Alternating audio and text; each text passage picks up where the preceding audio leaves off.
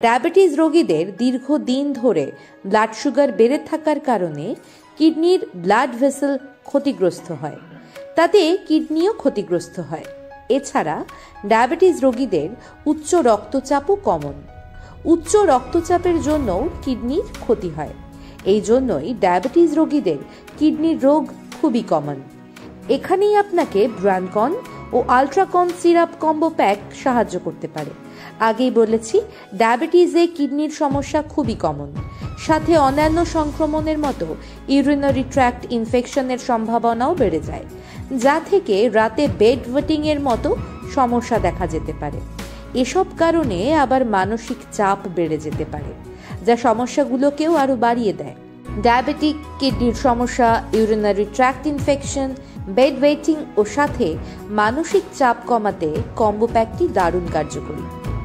আল্ট্রাকন সিরাপটিতে রয়েছে শতভারি বা অ্যাসপারাগাস মূল, সিডা বা বেরেলা, গোখুর কাঁটা, গুলঞ্চ, কন্টিকারির মতো ভেষজ উপাদান, যা একসাথে মূত্রের প্রবাহ বাড়িয়ে কিডনি ও ইউরিনারি ট্র্যাক্টের সংক্রমণ ও কিডনি স্টোনের সম্ভাবনা কমাবে।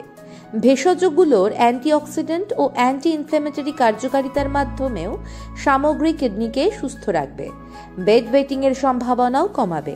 অন্যদিকে ব্রানকন আপনার মানসিক স্বাস্থ্যকে সুস্থ রাখবে। সিরাপটিতে আছে ব্রাহ্মী, শঙ্খপুষ্পী, বচ, জটামাংসির মতো উপাদান।